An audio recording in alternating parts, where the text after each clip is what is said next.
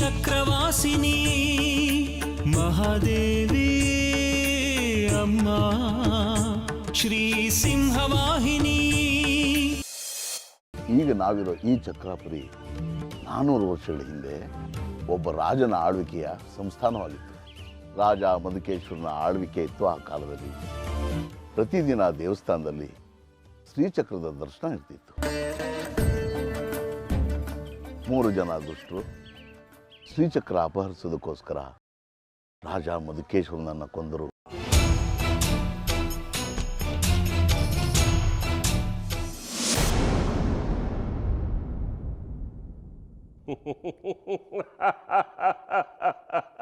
ನನ್ನ ಗೆಲುವಿನ ಕಾಲ ಸನ್ನಿಹಿತವಾಗ್ತಾ ಇದೆ. ನನ್ನ ತವಕ ಉತ್ಸಾಹ ಇಮ್ಮಡಿಯಾಗ್ತಾ ಇದೆ.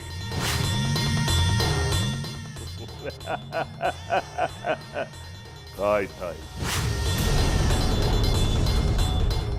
ಆ ಶುಭ ಮುಹೂರ್ತಕ್ಕೋಸ್ಕರ ಇನ್ನೆರಡು ಸೂರ್ಯೋದಯವನ್ನು ಕಳೆಯೋದಕ್ಕೋಸ್ಕರ.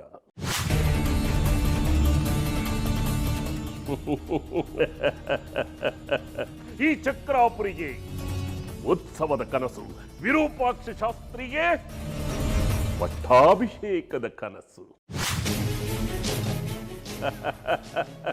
ಚಕ್ರ ಉದ್ಭವವಾದ ನಂತರ ಸೂರ್ಯಗ್ರಹಣ ಆನಂತರ ಉತ್ಸವ, ದೊಬ್ಬಿ ಗಲಾಟೆ, ಚಕ್ರ ಕಾಣೆಯಾಗುತ್ತೆ.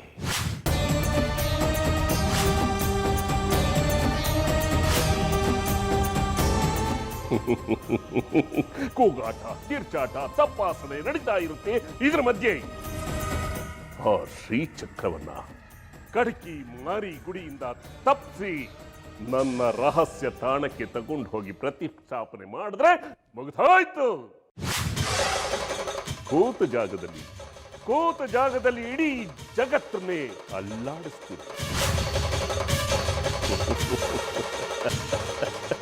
ಇನ್ನು ಈ ಖಡ್ಕಿ ಮಾರಿಗುಡಿ ಯಾವ ಲೆಕ್ಕ? ಆಮೇಲೆ ಈ ವಿರೂಪಾಕ್ಷ ಶಾಸ್ತ್ರಿ ಭೂಲೋಕದ ಚಕ್ರವರ್ತಿ.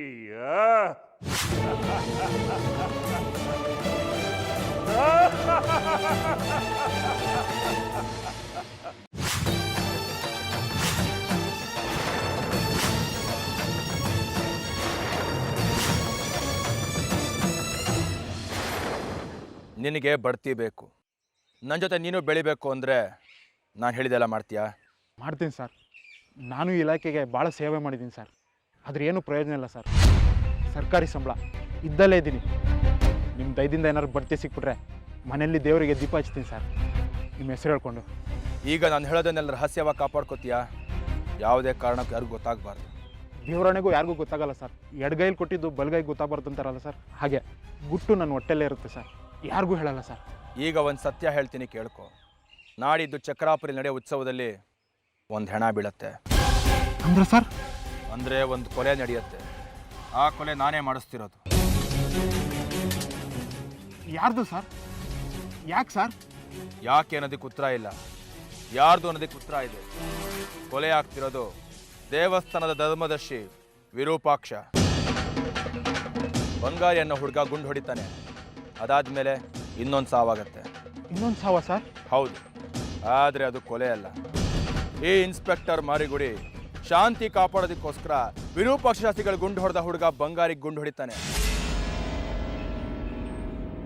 ತಗೊಳ್ಳಿ, ಇದು ಕಾರ್ಕೋಟಕ ವಿಷ. ಹುಷಾರು.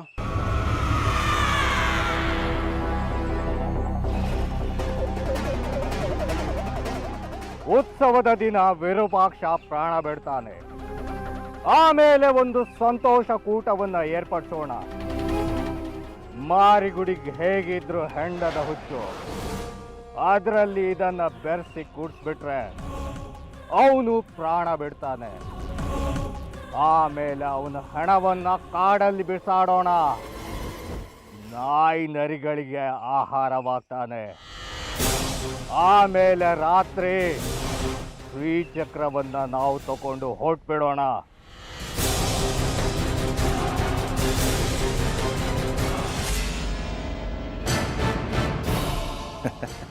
ಅಲ್ಲಿಗೆ ಅವನು ಮಟಾಶ್.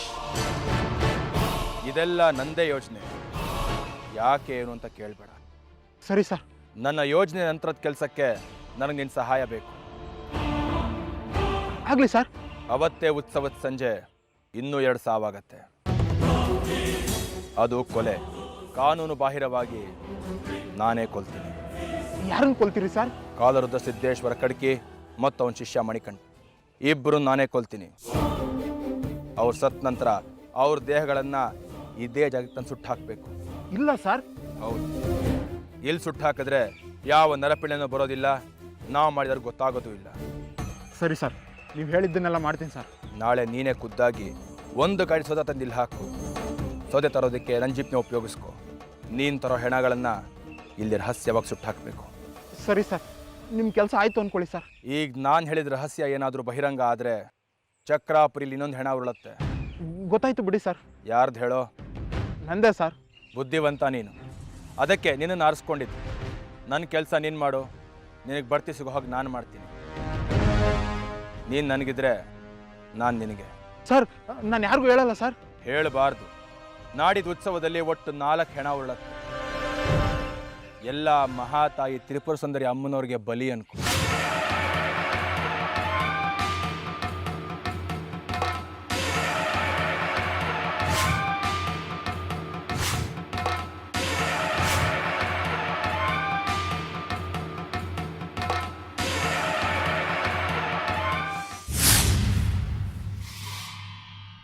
ಮಹಾದೇವಿ ಮಹಾದೇವಿ ಕದಂಬವನ ಚಾರಿಣಿ ಮುನಿ ಕದಂಬ ಕಾದಂಬಿನಿ ನಿತಂಬಜಿತ ಭೂಧರ ಸುರನಿತಂಬಿನಿ ಸೇವಿತಾ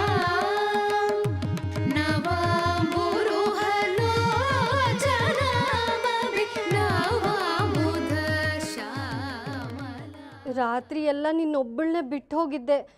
ಭಯ ಆಯ್ತಾ? ನಾನೇನು ಮಾಡಲಿ? ಮೇಷ್ಟ್ರಮ್ಮ ಹೇಳಿದ ದಾರಿ ಇದೊಂದೇ.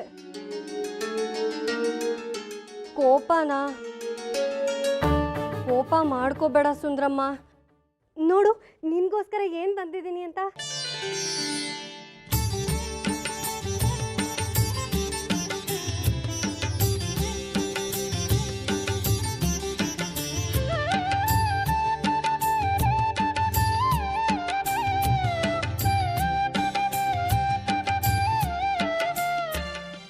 ಏನು ಮಾಡಬೇಕು ಅಂತಲೇ ತಿಳಿತಿಲ್ಲ ಸುಂದ್ರಮ್ಮ. ಮೇಷ್ಟ್ರಮ್ಮ ಸಿಕ್ಕಾಗ ಕೇಳ್ತೀನಿ. ಈಗ ಹೋಗಬೇಕು, ಉತ್ಸವದ ಕೆಲಸಗಳಿದ್ದಾವೆ. ನಾನು ಹೋಗಿ ಬರ್ತೀನಿ. ಹೆದರ್ಕೋಬೇಡ, ಮತ್ತೆ ಬರ್ತೀನಿ.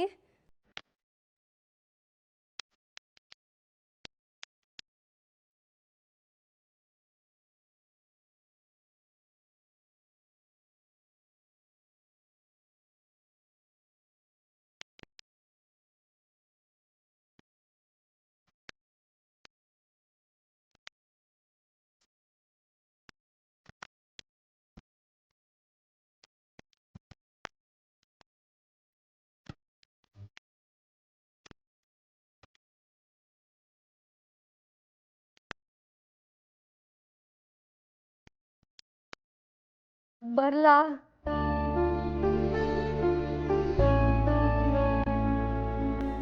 ಅಲ್ವೇ ಜಜ್ಜಿ, ನಿಂಗೆ ಚೂರು ಬುದ್ಧಿ ಇಲ್ವೇನೆ?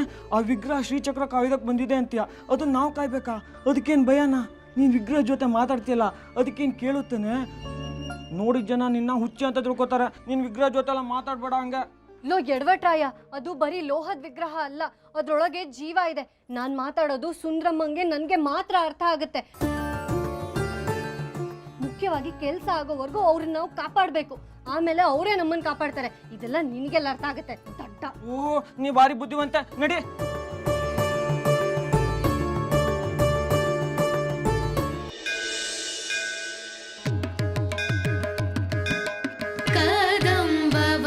ಕದಂಬವನವಾಸಿನಿ ಕನಕವಲ್ಲರೆ ಧಾರಿಣಿ ಮಹಾರ್ಹಮಣಿ ಹಾರಿಣಿ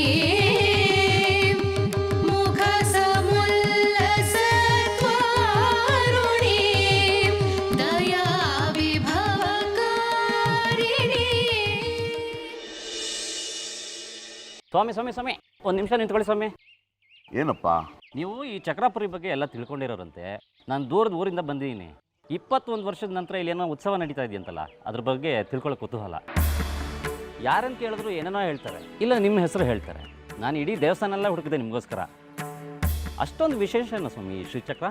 ಹೌದಪ್ಪ, ತಲತಲಾಂತರದಿಂದ ನಡ್ಕೊಂಡು ಬಂದಿದೆ ಈ ಉತ್ಸವ. ಇಲ್ಲಿರೋ ಶ್ರೀಚಕ್ರದ ಉದ್ಭವಕ್ಕೆ ಸಾವಿರಾರು ವರ್ಷಗಳ ಇತಿಹಾಸವಿದೆ. ಅದನ್ನು ಹೇಳೋದಕ್ಕೆ ಒಂದೆರಡು ಗಳಿಗೆ ಸಾಲದಪ್ಪ. ದಿನಗಟ್ಟಲೆ ವಾರಗಟ್ಟಲೆ ಹೇಳಿದ್ರು ತೀರದು ಇಲ್ಲಿ ಮಹಿಮೆ. ಇತಿಹಾಸದ ಜೊತೆಗೆ ಬಹಳ ಶಕ್ತಿ ಮಹಿಮೆನೂ ಇದೆಯಂತೆ ಈ ಶ್ರೀಚಕ್ರಕ್ಕೆ. ಭಕ್ತಿಯಿಂದ ಸ್ಮರಿಸೋರಿಗೆ ಒಳ್ಳೆಯದನ್ನು ಮಾಡೋ ಶಕ್ತಿ, ಕೆಟ್ಟದನ್ನೇ ಯೋಚನೆ ಮಾಡೋರಿಗೆ ಶಿಕ್ಷಿಸುವಂಥ ಪವಾಡ, ಎಲ್ಲವೂ ತುಂಬಿರೋ ಕಾಮಧೇನು ಕಣಪ್ಪ ಈ ಶ್ರೀಚಕ್ರ. ಒಂದು 500-600 ವರ್ಷಗಳ ಹಿಂದೆ ಯಾರೋ ಮಹಾನ್ ತಪಸ್ವಿಗಳು ಆ ಮಹಾತಾಯಿ ಮಹಿಮೆ ತೋರೋ ಬೀಜಾಕ್ಷರಗಳನ್ನು ಈ ಶ್ರೀಚಕ್ರದಲ್ಲಿ ಬರೆದಿಟ್ಟಿದ್ದಾರೆ. ಅದನ್ನು ಬಿಡಿಸಿ ತಿಳ್ಕೊಂಡ್ರೆ ಕೇಳದ್ದನ್ನು ಕೊಡೋ ಶಕ್ತಿ ಆ ಶ್ರೀಚಕ್ರಕ್ಕಿದೆ. ಅದರ ದರ್ಶನ ಭಾಗ್ಯದಿಂದಲೇ ಸಕಲ ದೋಷಗಳು ನಿವಾರಣೆ ಆಗುತ್ತೆ. ಅದಕ್ಕೆ ಇಡೀ ದೇಶದ ಮೂಲೆ ಮೂಲೆಯಿಂದ ಭಕ್ತಾದಿಗಳು ಈ ಸಂದರ್ಭದಲ್ಲಿ ಇಲ್ಲಿ ಬಂದು ಸೇರ್ತಾರೆ. ಆಸ್ತಿಕರು ದರ್ಶನದ ಸಲುವಾಗಿ ಬರ್ತಾರೆ, ನಾಸ್ತಿಕರು ಕುತೂಹಲಿಗಳಾಗಿ ಬರ್ತಾರೆ. ಎಲ್ಲರನ್ನೂ ಒಂದಲ್ಲ ಒಂದು ರೀತಿಯಲ್ಲಿ ಸೆಳೆಯೋ ಶಕ್ತಿನೇ ಈ ಶ್ರೀಚಕ್ರ. ಭಾಳ ಸಂತೋಷ ಆಯಿತು ಸ್ವಾಮಿ ನಿಮ್ಮ ಮಾತು ಕೇಳಿ. ನಿಮಗೆ ಮಂಗಳಾರತಿಗೆ ತಡ ಆಯಿತು ನನ್ನಿಂದ. ಶ್ರೀಚಕ್ರದ ಬಗ್ಗೆ ತಿಳ್ಕೊಳ್ಳೋ ಆಸಕ್ತಿ ಇರೋವಂಥ ನಿನ್ನಂಥವ್ರಿಗೆ ಹೇಳೋ ಅವಕಾಶ ಕೊಟ್ಲಲ್ಲ ಆ ಮಹಾತಾಯಿ, ಅದು ಮಂಗಳಾರತಿಗೆ ಸಮಾನಪ್ಪ. ಉತ್ಸವ ಕಾಲದಲ್ಲಿ ಕ್ಷೇತ್ರದಲ್ಲೇ ಇದ್ದು ಶ್ರೀಚಕ್ರ ದರ್ಶನ ಮಾಡ್ಕೊಂಡು ಹೋಗು, ಎಲ್ಲ ಒಳ್ಳೇದಾಗುತ್ತಪ್ಪ. ಆಯಿತು ಸರ್.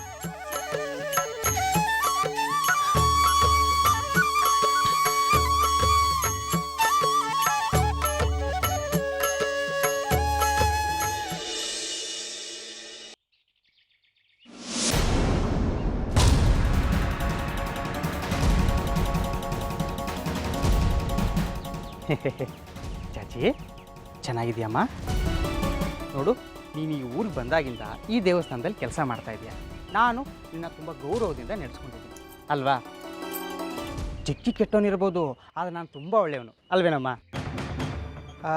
ನಿನಗೆ ನದಿ ದಡದಲ್ಲಿ ಯಾವುದೋ ಒಂದು ವಿಗ್ರಹ ಸಿಕ್ಕಿದೆ ಅಂತಲ್ಲ, ಅದನ್ನು ನೀನು ಇಟ್ಕೊಂಡು ಏನು ಮಾಡ್ತೀಯಮ್ಮ? ಇಲ್ಲೇ ದೇವಸ್ಥಾನದಲ್ಲೇ ಅಮ್ಮನವ್ರ ದೊಡ್ಡ ವಿಗ್ರಹ ಇದೆ. ಅದಕ್ಕೆ ದಿನಾಲು ಪೂಜೆ ಅಲಂಕಾರ ಎಲ್ಲ ನಡೆಯುತ್ತಲ್ವಾ? ಅದನ್ನೇ ನೋಡಿಕೊಂಡು ಆನಂದವಾಗಿರ್ಬೋದಲ್ವಾ? ಆ ವಿಗ್ರಹ ಹಳೇದು, ಕಿತ್ತೋಗಿರೋದು. ಅದನ್ನು ನೀನು ಇಟ್ಕೊಂಡು ಏನಮ್ಮ ಮಾಡ್ತೀಯ? ನೀನು ಅದನ್ನು ನನಗೆ ಕೊಡು. ಅದರ ಬದಲಾಗಿ ನಾನು ವಿರೂಪಾಕ್ಷ ಶಾಸ್ತ್ರಿಗಳ ಹತ್ರ ಹೇಳಿ ನಿನಗೆ ಸಂಬಳನ ಜಾಸ್ತಿ ಮಾಡಿಸ್ತೀನಿ. ಅಷ್ಟೇ ಅಲ್ಲಮ್ಮ, ಆ ವಿಗ್ರಹ ಏನಾದರೂ ನೀನು ನನಗೆ ಕೊಟ್ಟರೆ ಲಕ್ಷ ಕೊಡಿಸ್ತೀನಿ. ಹಾಂ, ನನ್ನ ಮುಖ ನೋಡಮ್ಮ. ನನ್ನ ಮುಖ ನೋಡಿದ್ರೆ ನಿನಗೆ ಅನ್ಸಲ್ವಾ ನಾವು ಯಾವುದೋ ಜನ್ಮದಲ್ಲಿ ಇಬ್ಬರು ಅಣ್ಣ ತಂಗಿ ಆಗಿದ್ವಿ ಅಂತ? ಅಣ್ಣ ಕಷ್ಟದಲ್ಲಿದ್ದಾನೆ, ತಂಗಿ ನೋಡ್ಕೊಂಡು ಸುಮ್ಮನೆ ಇರ್ತಾಳ, ಸಹಾಯ ಮಾಡಲ್ವಾ? ಹೇಳಮ್ಮ, ವಿಗ್ರಹ ಎಲ್ಲಿಟ್ಟಿದ್ಯಾ? ಇಲ್ಲಿದೆ ಅಂತ ಹೇಳು, ನಾನೇ ಹೋಗಿ ತೊಗೊಂಬರ್ತೀನಿ, ಆಯ್ತಾ? ಅದು ಅದು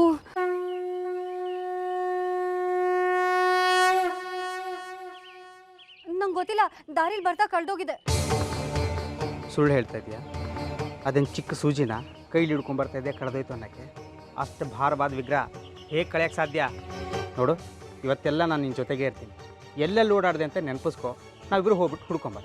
ಬೇಡ ಬೇಡ, ನನಗೆ ಬೇರೆ ಕೆಲ್ಸಗಳಿವೆ. ನಿಜವಾಗ್ಲೂ ಅದೆಲ್ಲಿದೆ ಅಂತ ನಂಗೆ ಗೊತ್ತಿಲ್ಲ ಪಂಚಾಕ್ಷರಿಗಳೇ. ಹೇಯ್, ಕೈಲಿದ್ದಿದ್ದು ಎಲ್ಲಿ ಹೋಯ್ತು ನೆನಪಿಲ್ಲ ಅಂದರೆ ಏನು ಅರ್ಥ? ಇಂಥ ದೊಡ್ಡ ದೇವಸ್ಥಾನದಲ್ಲಿ ಅದೇನು ಕೆಲಸ ಮಾಡ್ತೀನಿ ನೀನು? ನೋಡು, ಅದೆಲ್ಲ ನನಗೆ ಗೊತ್ತಿಲ್ಲ. ಆ ವಿಗ್ರಹನ ಹುಡುಕಿ ನನ್ನ ಕೈಗೆ ನೀನು ತಂದು ಕೊಡಬೇಕು.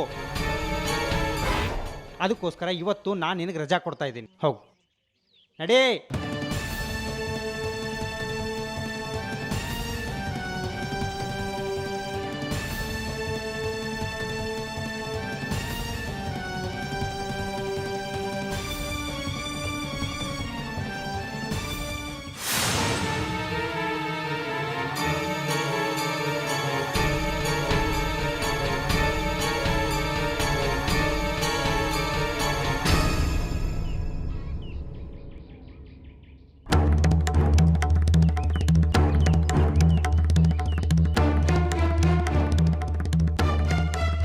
ಜಾಜಿ ತಗೋಮ್ಮ, ಇದನ್ನ ಇಟ್ಕೊಮ್ಮ.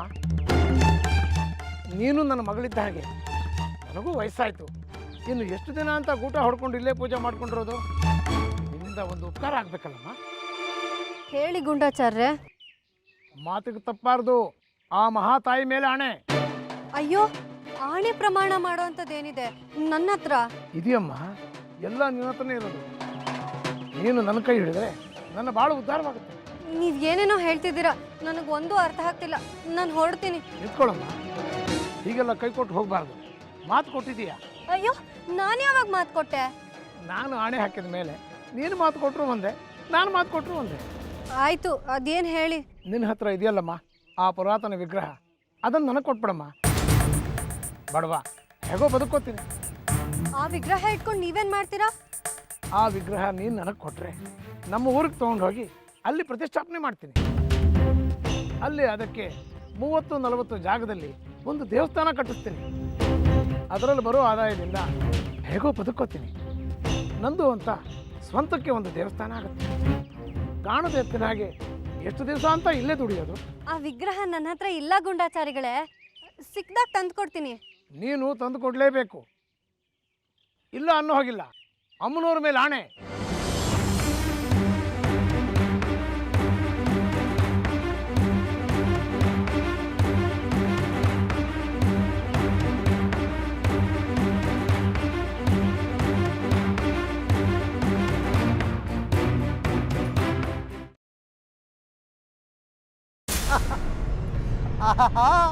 ಚಾಜಿ ಬರೀ ಸಿಕ್ಬಿಟ್ಯಾ?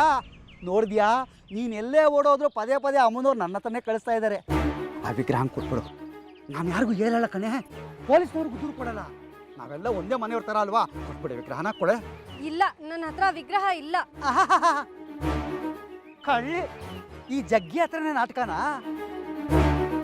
ಆ ವಿಗ್ರಹಕ್ಕೋಸ್ಕರ ನಾವು ಎಷ್ಟು ಜೂಟಾಟ ಆಡ್ತಾ ಇದ್ದೀವಿ, ಏನು ಕತೆ? ನಿಮ್ಮ ಮನೆಗೂ ಅದಿಲ್ಲ ಜಗ್ಗಿ ಅವ್ರೆ. ನೋಡ್ದ್ಯಾ ಹೇಗೆ ಸಿಗಾಕೊಂಡೆ? ಇಲ್ಲಿಲ್ಲ ಅಂದ್ರೆ ಇನ್ನೆಲ್ಲೋ ಇದೆ. ಎಲ್ಲಿದೆ? ನೀನಾಗೆ ತರೋದಕ್ಕೆ ಭಯ ಆದ್ರೆ ಎಲ್ಲಿದೆ ಅಂತ ಹೇಳು, ನಾನೇ ಹೋಗಿ ತಗೋತೀನಿ. ಯಾರಿಗೂ ಹೇಳಲ್ಲ, ನನಗೆ ಗೊತ್ತು. ಅದಕ್ಕೋಸ್ಕರ ಎಷ್ಟೊಂದು ಜನ ನಿನ್ನ ಹಿಂದೆ ಬಿದ್ದಿದ್ದಾರೆ ಅಂತ. ಅದು ನನ್ನ ಕೈಗೆ ಬಂದ್ಬಿಟ್ರೆ ನಿನಗೆ ಯಾರ ಭಯನೂ ಇರಲ್ಲ. ಯಾರಾದರೂ ಕೇಳಿದ್ರೆ ಹೇಳು, ಅದು ಈ ಜಗ್ಗಿ ಹತ್ರ ಇದೆ ಅಂತ. ನಾನು ಎಲ್ಲರನ್ನೂ ವಿಚಾರಿಸ್ಕೊತೀನಿ. ಹೇಳು ನನ್ನ ಜಾಜಿ ಚಿನ್ನ, ಎಲ್ಲಿ ಆ ಹಳೆ ಬಾಲಿಕೆ ವಿಗ್ರಹ? ಅಯ್ಯೋ, ಎಲ್ರು ಯಾಕೆ ಹೀಗೆ ಗೋಳೈಕೋತಿದ್ದೀರಾ? ಆ ವಿಗ್ರಹ ಎಲ್ಲಿ ಸಿಕ್ಕಿತ್ತೋ ಅಲ್ಲೇ ಹೋಯ್ತು. ನೀವ್ ಇನ್ನೊಂದ್ಸತಿ ಹೀಗೆ ಗೋಳೈಕೊಂಡ್ರೆ ನಾನು ಹೋಗಿ ವಿದ್ಯಾಶಂಕರ್ ಅಂತ ಹೇಳ್ತೀನಿ ಅಷ್ಟೇ. ಅದೊಂದು ಬಾಣ ಇಟ್ಕೊಂಡಿದ್ದೀರಲ್ಲ, ನಿಮ್ಮ ಮನೆಯವರೆಲ್ಲ ನನ್ನ ಮೇಲೆ ಚೂ ಬಿಡೋದಕ್ಕೆ. ಆಯ್ತು ಹೋಗಮ್ಮ ತಾಯಿ, ನಿನ್ನ ತಂಟೆಗೆ ಬರಲ್ಲ ನಾನು. ಆದರೆ ನನಗೆ ಚೆನ್ನಾಗಿ ಗೊತ್ತಿದೆ ಅದು ನಿನ್ನ ಹತ್ರನೇ ಇದೆ ಅಂತ. ನನಗೂ ಗೊತ್ತಿದೆ ಅದು ನಿನ್ನ ಹತ್ರಕ್ಕೆ ಬಂದಾಗ ಅದನ್ನು ಹೇಗೆ ತಗೋಬೇಕು ಅಂತ. ಏನಾದ್ರೂ ಮಾಡ್ಕೊಳ್ಳಿ, ಈಗ ನನಗೆ ಬೇರೆ ಕೆಲ್ಸಗಳಿದೆ. ಹೋಗೋದಕ್ಕೆ ದಾರಿ ಬಿಡ್ತೀರಾ? ಈಗ ಹೋಗು, ಭೂಮಿ ದುಂಡಗಿದೆ. ಮತ್ತೆ ಬಂದು ನೀನು ನಂಗೆ ಡಿಕ್ಕಿ ಹೊಡಿತೀಯ. ನೀನು ಎಲ್ಲೇ ಹೋದ್ರೂ ನಾನೇ ನಿನಗೆ ದಿಕ್ಕು.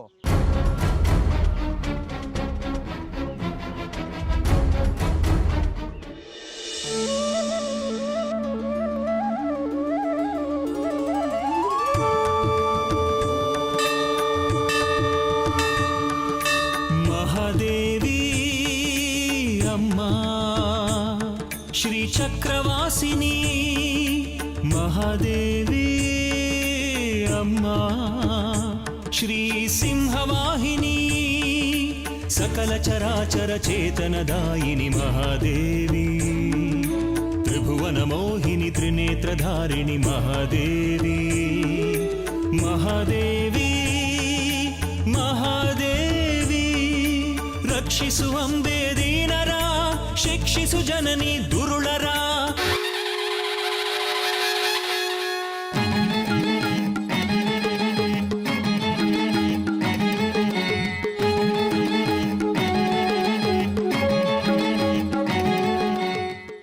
ಮೇಷ್ರಮ್ಮ, ನೋಡಿದ್ರ ಎಲ್ರು ವಿಗ್ರಹ ಕೊಡು ವಿಗ್ರಹ ಕೊಡು ಅಂತ ನನ್ನ ಪೀಡಿಸ್ತಿದ್ದಾರೆ. ಅಮ್ಮನವ್ರ ಮೇಲೆಲ್ಲ ಆಣೆ ಹಾಕ್ತಿದ್ದಾರೆ. ನಾನು ಏನ್ ಮಾಡ್ಲಿ? ಇಂಥವನ್ನೆಲ್ಲ ಮನಸ್ಸಿಗೆ ಹಚ್ಕೊಳ್ಳೋ ಆತಂಕ ಬೇಡ. ಸ್ವಾರ್ಥಕ್ಕೆ ಆಣೆ ಇಡೋದು ಹೆದರ್ಸೋದಕ್ಕೆ ಸಮ. ಅವುಗಳನ್ನೆಲ್ಲ ತಾತ್ಸಾರ ಮಾಡು. ಈಗ ನೀನು ಮಾಡಬೇಕಾಗಿರೋ ಕೆಲಸ ಹೇಳ್ತೀನಿ, ಗಮನ ಇಟ್ಟು ಕೇಳು. ಉತ್ಸವದಲ್ಲಿ ಶ್ರೀಚಕ್ರದ ಮೆರವಣಿಗೆ ನಡೆಯುತ್ತೆ. ಶ್ರೀಚಕ್ರದ ಉತ್ಸವ ನಂತರ ಕಲ್ಯಾಣಿಗೆ ಹೊರಡುತ್ತೆ. ಕಲ್ಯಾಣಿಲಿ ಶ್ರೀಚಕ್ರಕ್ಕೆ ವಿಶೇಷ ಪೂಜೆ ನಡೆಯುತ್ತೆ. ಆ ಉತ್ಸವದಲ್ಲಿ ಶ್ರೀಚಕ್ರಕ್ಕೆ ಆಗೋ ಪೂಜೆ ಆ ವಿಗ್ರಹಕ್ಕೂ ಆಗಬೇಕು.